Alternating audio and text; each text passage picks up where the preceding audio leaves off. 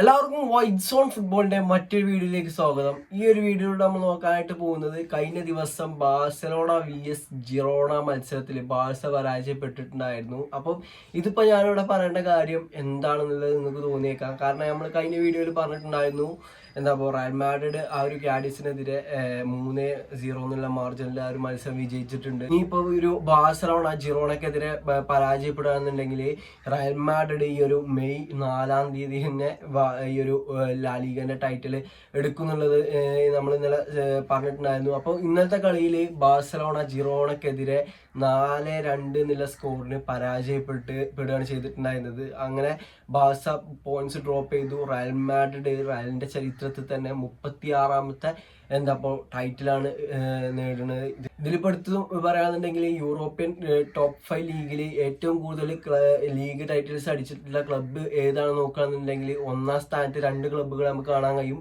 അതിപ്പോൾ ജുവന്റസ് 36 ടൈറ്റിൽസ് സീരിയ അടിച്ചിരിക്കുന്നത്. അതുപോലെ തന്നെ ഈ റയൽ മാഡ്രിഡ് 36 ലാലിഗ ടൈറ്റിൽസ് അടിച്ചിട്ടുണ്ട്. ഈ വർഷത്തെ റയൽ മാഡ്രിഡിന്റെ ഫോം എടുത്ത് നോക്കുകയാണെന്നുണ്ടെങ്കിൽ ലീഗിലെ ഫോം എടുത്ത് നോക്കുകയാണെന്നുണ്ടെങ്കിൽ ഒരു മത്സരം മാത്രമാണ് ആ ഒരു സെപ്റ്റംബറിൽ അത്ലറ്റിക്കോ മാഡ്രിഡിനെതിരെ പരാജയപ്പെട്ടിട്ടുണ്ടായിരുന്നതാണ്. ആ ഒരു മത്സരം അവരുടെ ഹോം ഗ്രൗണ്ടിൽ പരാജയപ്പെട്ടുള്ള ആ ഒരു മത്സരം ഒഴിച്ചെടുത്ത് നോക്കുകയാണെന്നുണ്ടെങ്കിൽ ഈ ബാക്കിയുള്ള എല്ലാ കളികളിലും റയൽ മാഡ്രിഡ് അൺബീറ്റൺ ആയിരുന്നു ലീഗിൽ പറയുകയാണെന്നുണ്ടെങ്കിൽ.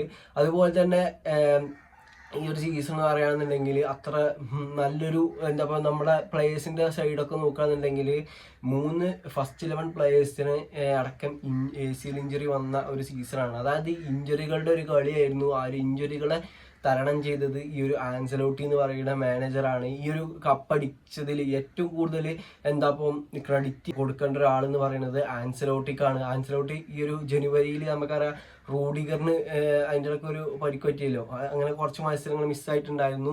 ആ റൂഡിഗറിന് പരിക്ക് പറ്റിയപ്പോൾ എനിക്ക് തോന്നുന്നു ആ ഒരു മാഡ്രിഡ് ഡെർബിയിലാണ് ആ ഒരു സംഭവം നടന്നിട്ടുണ്ടായിരുന്നത്. അപ്പോൾ വേണമെങ്കിൽ റയൽ മാഡ്രിഡിന് അഡീഷണൽ ആയിട്ട് ഒരു സെൻട്രൽ ബാക്കിന് സൈൻ ചെയ്യായിരുന്നു. പക്ഷേ ആൻസലോട്ടി അതിനും നോണ് പറഞ്ഞത്.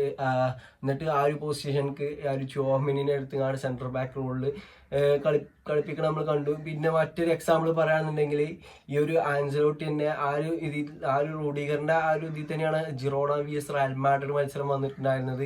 ആ ഒരു ക്രൂഷ്യൽ മത്സരത്തിൽ 4-0 റയൽ മാഡ്രിഡ് വിജയിക്കണം നമ്മൾ കണ്ടിട്ടുണ്ടായിരുന്നു. ആ ഒരു മത്സരത്തിൽ റയലിന്റെ ഡിഫൻസ് ആയിരിക്കും എല്ലാവർക്കും എന്തുകൊണ്ട് അത്രയും മിന്നിക്കളിച്ച ആ ഒരു ജിറോണക്ക് റയൽ മാഡ്രിഡിന്റെ അത്രയും നിസാരമായിട്ടുള്ള ഡിഫൻസിനെ പൊട്ടിക്കാൻ കഴിഞ്ഞില്ല. അവിടെ ഒരു ക്ലീൻ ഷീറ്റ് തന്നെ റയലിന് നേടിയെടുക്കാൻ കഴിഞ്ഞു എന്നുള്ളത് എടുത്ത് പറയുന്ന സംഭവം. കാരണം ചുവോമെനി കർവാല് ഒരു മെയിൻ സെൻട്രൽ ബാക്ക് ഇല്ലാതെയായിരുന്നു അന്ന് റയൽ മാഡ്രിഡിന്റെ ലൈനപ്പ് എന്ന് പറയുകയാണെന്നുണ്ടെങ്കിൽ. അങ്ങനെയൊക്കെ കുറെ പിന്നെ ഈ ഒരു വിനീഷ്യസ് ജൂനിയറിന് ഇഞ്ചുറി പറ്റുന്നുണ്ട്. ആ ഒരു വിനീഷ്യസ് ജൂനിയറിന് ഏകദേശം 1.5 മാസത്തോളം ഇതാണ് നമ്മൾ കണ്ടു. പക്ഷെ എപ്പോഴും ഫോം ഔട്ടായി അല്ലെങ്കിൽ ബിഗ് ഗെയിംസിൽ മാത്രം പെർഫോം ചെയ്യുന്ന റോഡ്രിഗോ ആ ഒരു വിനീഷ്യസിന്റെ ആ ഒരു ഇഞ്ചുറി കാലഘട്ടത്തിൽ വിനീഷ്യസ് കളത്തിൽ ഇറങ്ങാത്ത ആ ഒരു ഇതിലൊക്കെ റോഡ്രിഗോ നല്ല രീതിയിൽ പെർഫോം ചെയ്ത് ഇതാക്കണം കണ്ടു. അതുപോലെ തന്നെ റയലിനെ സംബന്ധിച്ചിടത്തോളം ഒരു ക്രൂഷ്യൽ ഏറ ആയിരുന്നു. കാരണം കുറേ കാലങ്ങളായിട്ട് അവരുടെ കൂടെ ഉണ്ടായിരുന്ന ഒരു നമ്പർ 9 ആയിട്ടുള്ള ആ ഒരു കരീം ബെൻസിമ കഴിഞ്ഞ വർഷമാണ് റയലിൽ നിന്ന് പോയിട്ടുണ്ടായിരുന്നത്. വിത്തൗട്ട് എ നമ്പർ 9 ആണ് റയൽ മാഡ്രിഡ് ഈ സീസൺ കളിച്ചിട്ടുണ്ടായിരുന്നത്. പക്ഷെ എങ്ങനെ റയൽ ഗോളടിക്കും, എങ്ങനെ ഇപ്പോൾ റയലിലൊരു നമ്പർ 9 ഉണ്ട് എന്നുണ്ടെങ്കിൽ എനിക്ക് തോന്നുന്നു ഇതിലേറെ ഗോൾ വരേണ്ട ഇത് കഴിഞ്ഞിട്ടുണ്ട്. കാരണം നമ്മൾ ഈ ഹൊസേലുവിനൊക്കെ എത്രത്തോളം ചാൻസുകൾ ക്രിയേറ്റ് ചെയ്ത് കൊടുക്കുന്നുണ്ട് റയല്. പക്ഷെ ഹൊസേലുവിനെ പറഞ്ഞിട്ട് കാര്യമില്ല, അങ്ങനത്തെ ഒരു പെർഫോം നമുക്ക് മൂപ്പരത്തുനിന്ന് പ്രതീക്ഷിക്കാൻ പറ്റില്ല. കാരണം മൂപ്പര് അത്ര വലിയൊരു വാല്യുള്ള പ്ലെയർ ഒന്നും അല്ല. അപ്പൊ നമുക്ക് അതിനനുസരിച്ച് ഇതാക്കാൻ കഴിയുള്ളൂ. പക്ഷേ കഴിഞ്ഞ ഒരു ഗാഡിസിനെതിരെ മത്സരത്തിൽ ഹൊസേലുവിനെ നമ്മൾ ഈ ഒരു എല്ലാ പ്ലേയേഴ്സും കൂടി ലാസ്റ്റ് ഹൊസേലുവിനെ കൊണ്ടൊരു ഗോൾ അടിപ്പിക്കണൊക്കെ നമ്മൾ കണ്ടിട്ടുണ്ടായിരുന്നു. അങ്ങനെ നല്ലൊരു ടീം സ്പിരിറ്റോട് കൂടി കളിക്കുന്ന ഒരു ഇതാണ് ഇപ്പോൾ റയൽ മാഡ്രിഡ് എന്ന് പറയുകയാണെന്നുണ്ടെങ്കിൽ. റയലിന്റെ 36ാമത്തെ ടൈറ്റിലാണ് ഇപ്പോൾ അടിച്ചിട്ടുള്ളത്. ഇതിലിപ്പം ലാസ്റ്റ് റയൽ ചാമ്പ്യന്മാരായിട്ടുണ്ടായിരുന്നത് ഈ ഒരു ആൻസലോട്ടിന്റെ ഫസ്റ്റ് ഇയറിലായിരുന്നു.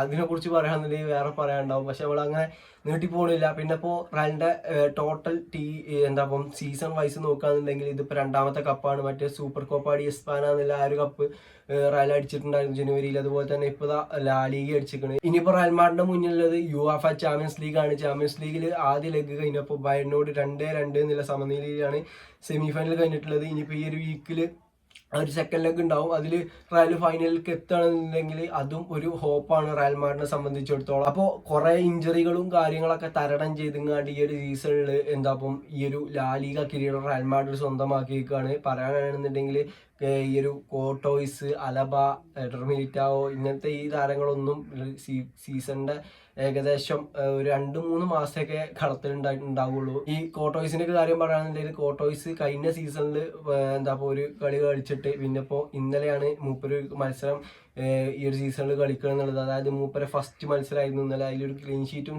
സ്വന്തമാക്കാൻ ഈ ഒരു കോർട്ടോയിസിന് കഴിഞ്ഞിട്ടുണ്ട് എന്നുള്ളത് തന്നെയാണ്. അപ്പോൾ നിങ്ങളുടെ അഭിപ്രായത്തിൽ ഈ ഒരു UCL റയൽ മാഡ്രിഡിന് കിട്ടും? അപ്പോൾ എന്താണ് നിങ്ങളുടെ അഭിപ്രായം എന്നുള്ളത് തീർച്ചയായിട്ടും കമന്റ് ചെയ്യുക. അപ്പോൾ ഇന്നത്തെ വീഡിയോ എത്രയുള്ളൂ. ഈ ഒരു വീഡിയോ നിങ്ങൾക്ക് ഇഷ്ടപ്പെടുകയാണെന്നുണ്ടെങ്കിൽ തീർച്ചയായിട്ടും കൂടെ നിൽക്കുക. ഓക്കെ.